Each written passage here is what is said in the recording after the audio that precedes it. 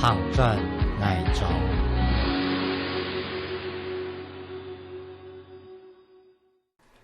陆福上开路上门，有家百年火房，供出100粒木柱，日木全都黑门。佢開1粒木柱，只開1扇門，通行蒙都背嘅天光日。你看到40皮膚嘅日客來搭貨，你反頭2扇門路背，上連張慢行踏出來嘅壯志西路。另外一位門神，還有阿公婆笑連連，打起擺本色子孫。路福火房嘅堂下，做得標定萬國名路線，就等世界來接頭。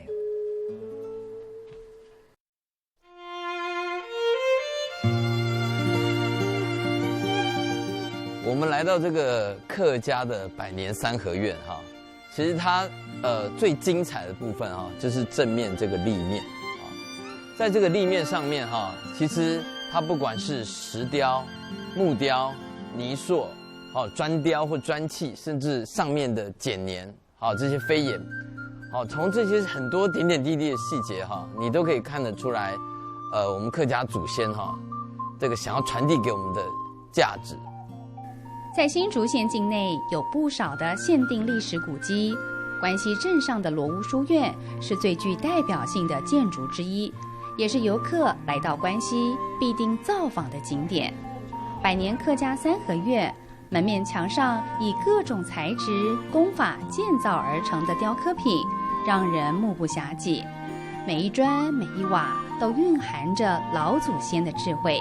以及想要传递给后代子孙的文化精神。这是一整块石头的这一个雕刻，你看得出来，其实它是有4个故事，其实分别代表忠孝廉洁。另外在这一边，这个我们也可以看到，这一个是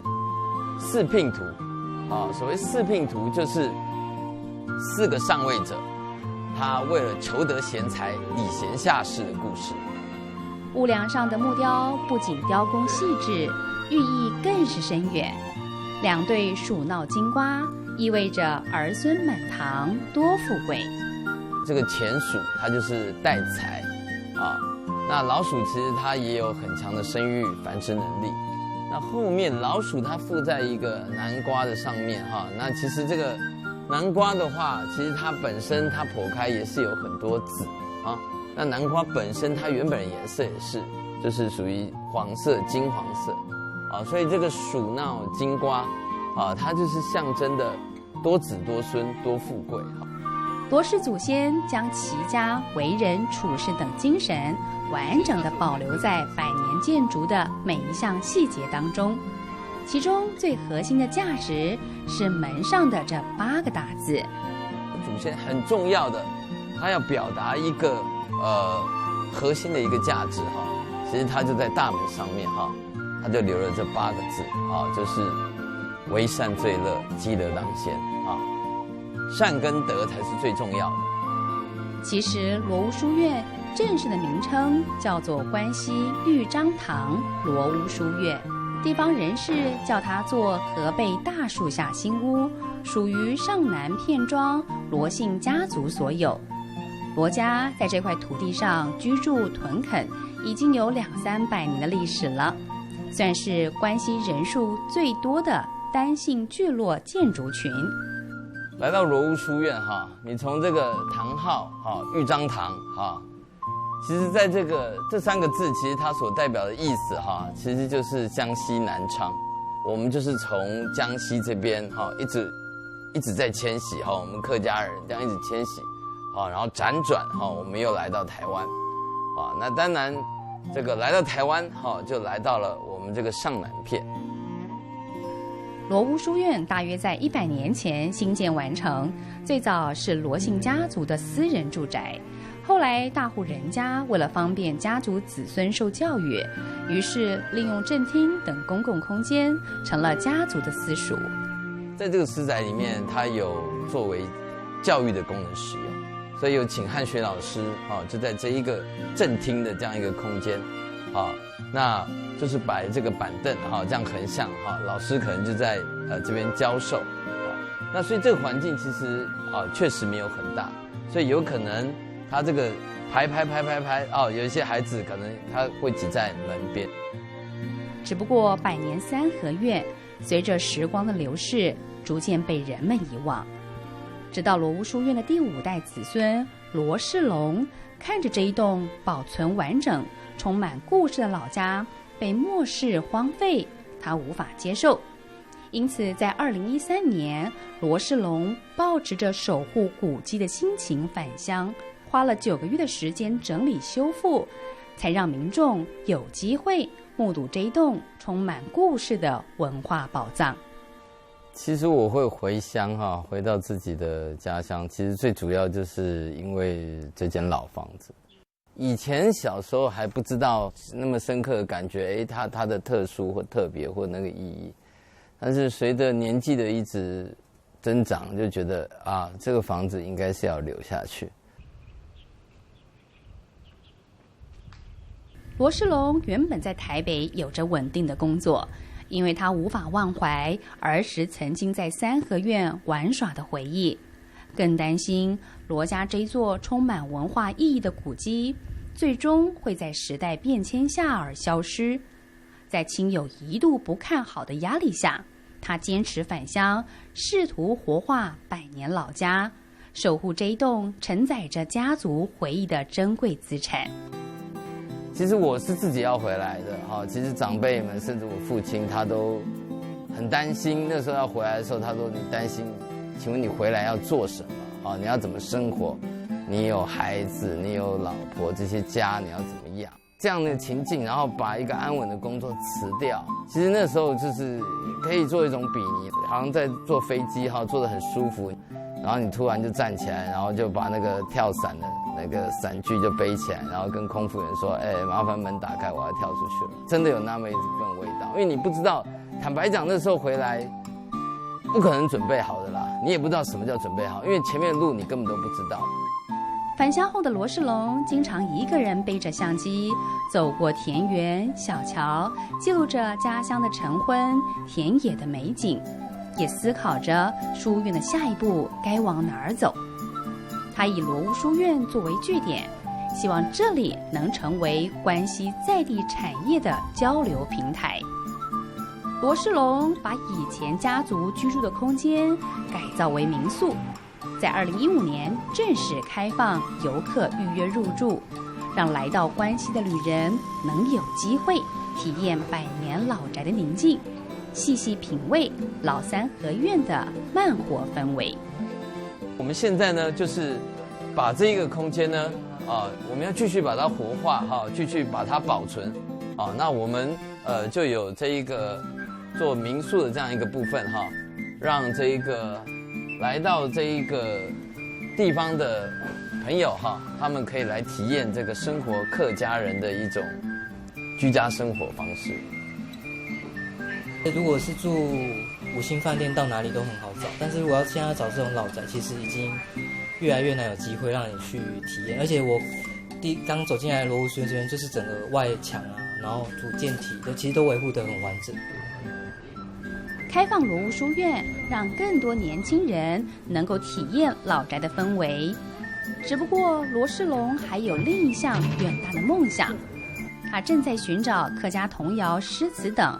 各种带有客家元素的庶民文化，试图重现罗屋书院私塾教育的场景。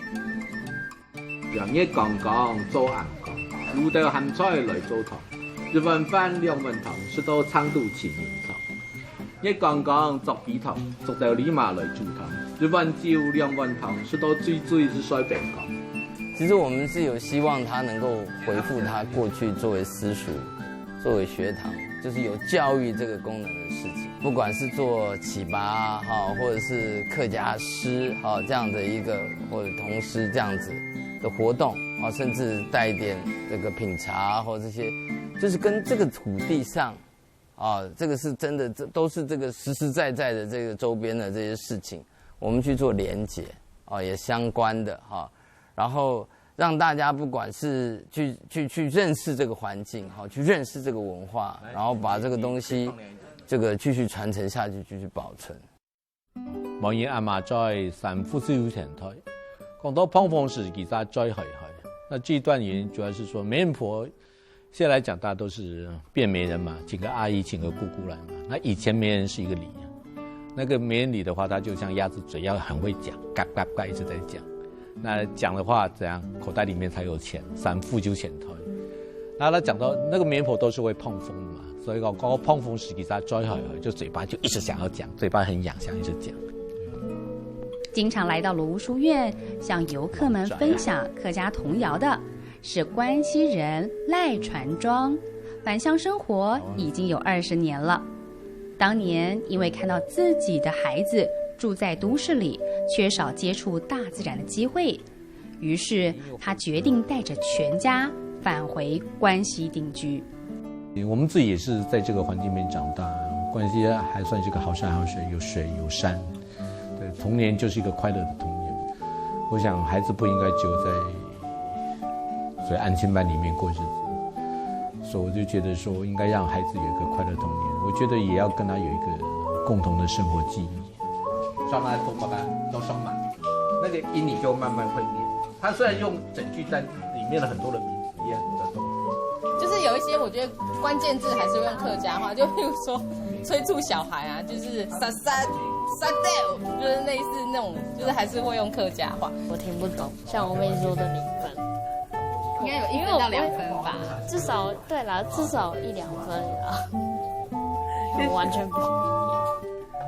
少了语言的环境，客家后代渐渐地忘记了母语，甚至有人把客家话当成了广东话，这让身为客家人的赖传庄很担忧。为了发扬客语，赖传庄将儿时的记忆、文化与生活体验，一一编写成客家童谣，以浅显易懂的方式，让孩子与游客从童谣中了解客家文化。大环境里面不像我们那个年代，同学之间都在讲客家话，它有很多的字现在也用不到了，但透过童谣可以流传下去。在念童谣的时候，其实他就听到客家语言。可以跟闽南话跟回溪上，它是完全天南地北，完全听不懂的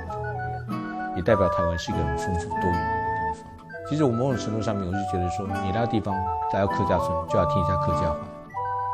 单字是都听得懂的，但是你只把它串起来之后，你会突然有点跟我们平常跟外国人对话一样，就是你会一下子不太知道整段句子是什么，但是其实你大概知道它的在叙述些什么东西这样。所以我觉得其实这种东西你就是多练习。跟孩子平常如果在家可以多这样子用客家话去对话的话，其实对他们的母语传承是有帮助的。罗世龙结合赖传庄等在地文化艺术工作者，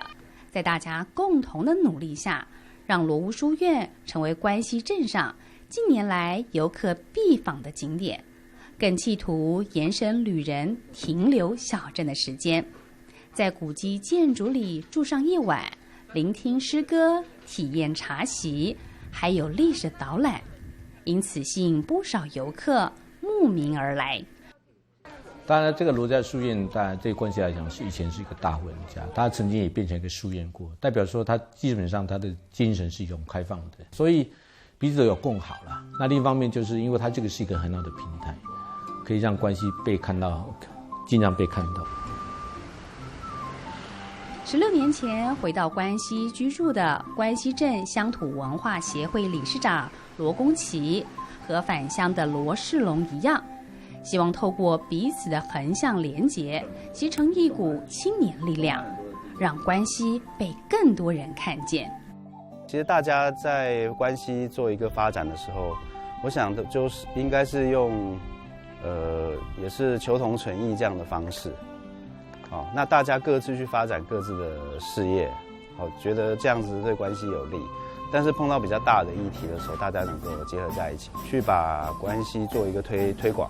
好，那这样也是一个大家可以合作的方式啦。目前我觉得，是以这样的方式在做进行。以目前来讲，只有书院邀请人家来过夜。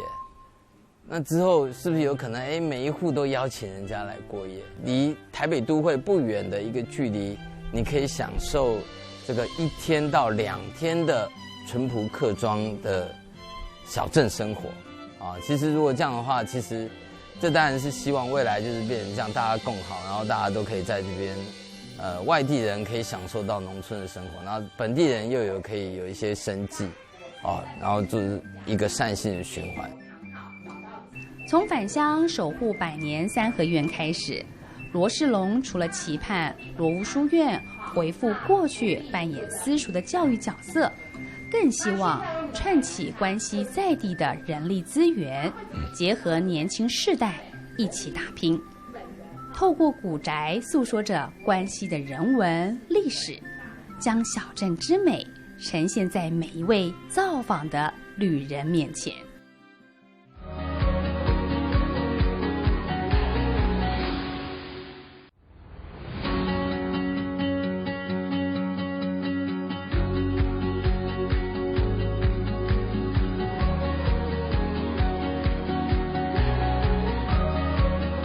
行站内莊。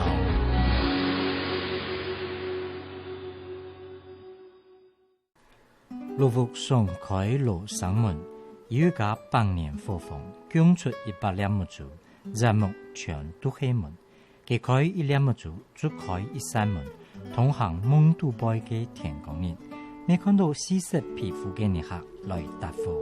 你反頭2扇門路杯，上連張慢行。踏出來嘅壯志西路，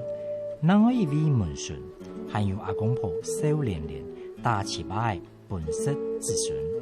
羅屋貨房嘅堂下，做得標的萬國名路線，就等世界來接頭。我們就要品嘗品味這個房子，然後透過建築這些裝置藝術去跟先人去做對話。時下流行的老宅再生、空間活化，如雨後春筍般出現。但新竹關西的羅屋書院所進行的改造，可不僅止於此。不管透過博工或者是說我們生態的導覽或老街的導覽這種各種各式各樣的這些的，就是希望來到這一個客莊能夠更深入、更認識了解客莊的點點滴滴。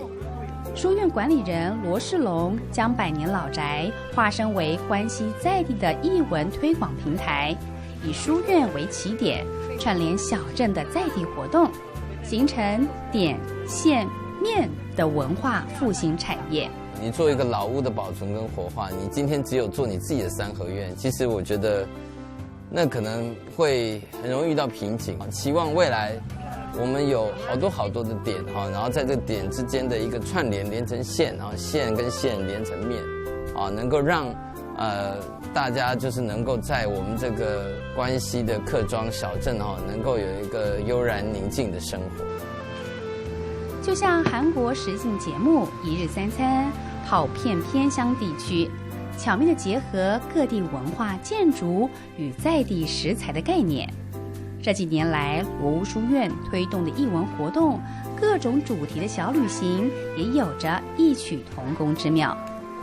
尤其羅仕龍規劃以米食串起的文化之旅，讓年輕人有機會體驗以往客家菜包、起拔愛等米食的製作，並借此認識關西的歷史點滴。我不是客家人，但是我很喜歡這邊辦的所有的活動，所以我已經參加，這是第3次了。是我們上一次學習來參加的時候，其實我們還有自己揉的，所以這一次他是直接就讓我們包。其實我覺得可以讓如果有更多孩子願意來參加，我覺得是更棒的。記得是哪一個嗎？大顆。米食是非常重要的在我們客家人。那當然我們也是希望其實大家來到這邊除了文化還有知性的東西，當然這個吃很重要嘛這是最基本的東西，所以希望大家從吃的當中甚至看的、聞的、聽的然後從五感的這樣當中，然後由米食作為一個橫軸去把它整個串聯起來。米食是客家人傳統的飲食文化，年節慶典家家戶戶都會動手做各類米食來祭拜先民，祭拜後就是全家大小一起享用的時光。我们小时候我们都是过年的时候我们会吃，那时候我们就在这个三合院底下，祖母啊叫阿婆啊，就叫我们拿着菜包，然后我们就削萝卜，然后在过年大概就前的时候，我们回来的时候，我们大家就会聚在不管是厨房或者是这个廊下哈，我们就大家都在包菜包。有什么披萨啊、汉堡一直出来，小孩子不吃饭呐，被那些东西都取代了。罗家书院，它还没有开发的时候哈，罗世龙先生还没有回来接的时候呢，那这个板已经没落了。他回来接了呢，再慢慢发扬出去，一直带动，真的就会变难看。好吗？好了。除了客家菜包之外，糍粑艾也是客家人常见的米食之一。只是传统的糍粑艾吃法早已经被年轻一代渐渐遗忘。我自己是客家人，但是其实真的很少在外面有看到跟客家相关的东西，因为我就是离开新竹以后，对，所以有看到这个机会就很想赶快带孩子来。糍粑艾沾花生粉一起吃是最普遍的吃法，口感软 Q， 嘴里散发着花生香气，孩子们总是一口接一口往嘴里送。其实糍粑艾还有另外一个传统吃法，就是搭配黑糖姜汁，浓浓的黑糖香混着米香一起入口，让人食指大动。而这种吃法叫做牛问水，蕴含了客家农村时期的独特意象。早期农忙时期，每家每户为了务农，所以都会养牛。那牛有时候夏天很热，它必须就泡在水里休息。对，当它泡在水里休息的时候，它就露出它的背。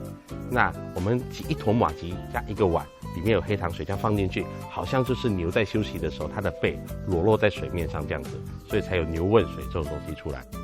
那今天非常欢迎大家来到罗屋书院哈。那当然现在我们接着哈，除了这个上午的大家有包这个客家菜包以外哈，等一下我们接着我们就是要实地到周边去探访哈，我们到古道去哈，然后去走走看看伯公哈，去更认识我们的客家村落。好，那我们现在就出发吧。游客来到书院预约导览，行程相当丰富。除了享用 DIY 的客家米食，接下来关西小镇巡礼就要正式出发喽。其实它就是等于把我们南山的这一个罗姓客家单姓聚落，你要走到镇上哈，其实你就可以透过这个古道，就到街上等于中正路老街。你可以透过古道来到罗屋书院，你也可以透过我们现在这一个比较方便的一般的道路，过了南山桥来到罗屋书院。距离罗屋书院大约500公尺的渡南古道，是连接当地渡船头、南山社区两地的重要干道，也是漳之细路的起点。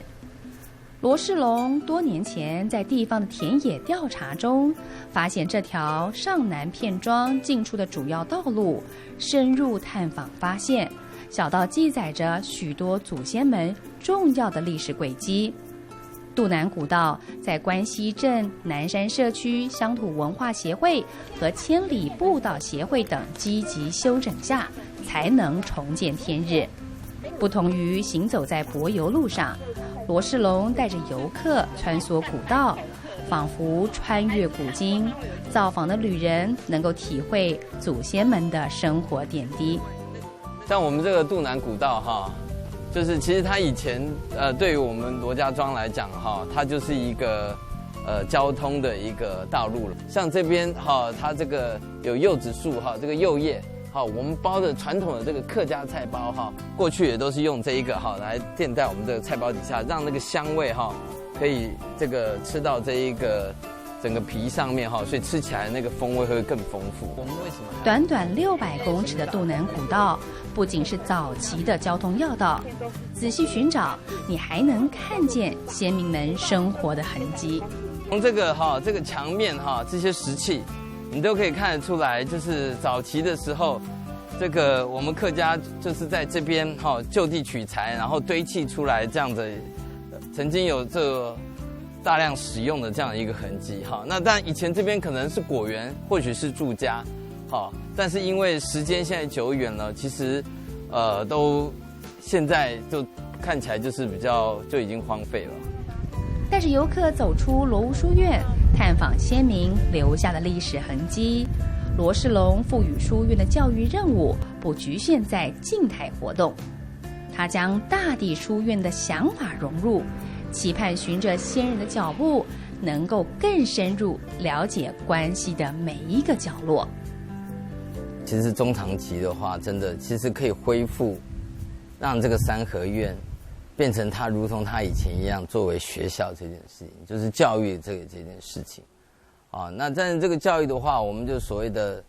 我们就是所谓的我们的大地学校好了，或是环境教育，哈，就是说，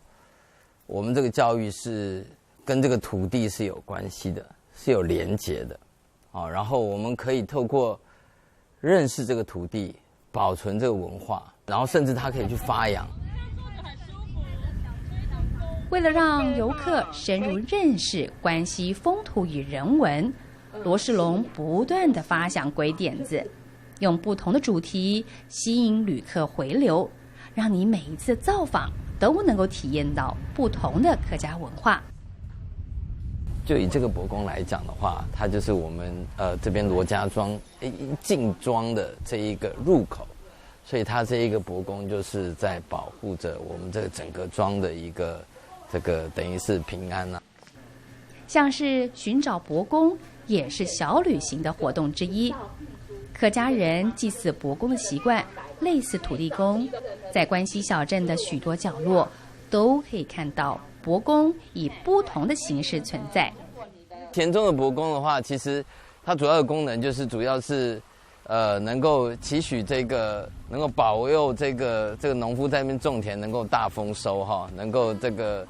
在各个季节里面都能够平安哈。所以每个伯公里面，它在不同的这一个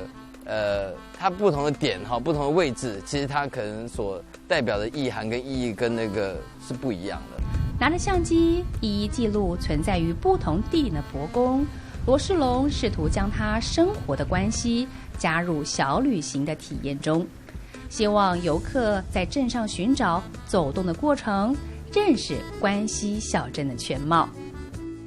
好，来到三合院以外，还要走出去，好，就在这周边的这一个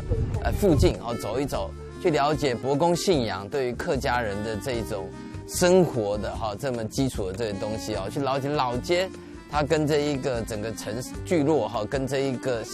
我们旁边这些整个的连结，好，所以这些种种的安排，就是希望透过这些，让我们更全面的认识客庄。罗屋书院的文化小旅行，从动手 DIY 认识客家米食开始，到徒步古道、穿梭田园，走累了就停下脚步，吹吹凉风，感受最恬静的乡村生活。以前我都觉得把公就是土地公，跟闽南语的那个闽南的土地公是一样，就是他今天介绍的很详细，而且我们看了4座的土地公庙都有不同的故事，所以我觉得很值得来。然后今天这里天气又很好，然后很放松，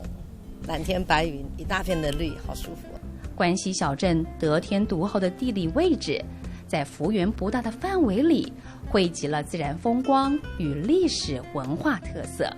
关西镇乡土文化协会理事长罗公奇期许透过书院小旅行的推动，让更多游客感受关西独有的韵味。好，其实关西它不大，但是它的市区很集中。100年前，它是新竹县人口最多的一个小镇，那也是很富庶的一个小镇，所以它留下了非常多的古迹。要把家乡的风貌介绍出去，罗世龙与有志一同的返乡青年跨界合作。他们认为，关西要与台湾其他热门景点不同，不一定要快速成为爆红景点，要用丰厚的文化韵底慢慢堆叠，成为具有质感的艺文小镇。我们其实有一个目标啦，就是发展一个有质感的人文艺术小镇，所以要像很多地方要爆红，然后很多游客一次挤进来。我想我们的这种环境也没有办法造就，但是所以反而会有一种缓慢的一个小镇生活的这个质感会出现了。从罗屋书院为起点，罗仕龙提供旅人食、衣、住、行、娱乐等需求，让来到关西的观光客能够持续回流。他建立这套永续运行的产业模式，圆了自己保留罗屋书院的梦，也借此带动小镇产业的群聚发展。我的初衷其实是希望把这房子留下去了，好好留下去。但是你留下去，你要有做什么事情，你要有什么方法，然后你要让这个事情是不是可以永续。以我们现在来讲，就是从食衣住行娱乐嘛。其实我们只一个大原则啦，只要不破坏这一个房子，都去尝试，都试试看。所以我们现在其实也还是不断的在做各式各样的尝试啊。但是重点就是说，希望这个是一个种长长久久哈，可以持续，然后可以自主运转、持续运作的一个方式。罗仕龙时时刻刻提醒自己莫忘初衷。当年返乡不只是为了保留古宅，更要扩散这块土地的文化与艺术，用走读历史的教育方式，将这股艺文浪潮推向整个关西，再从关西推向全台客家庄。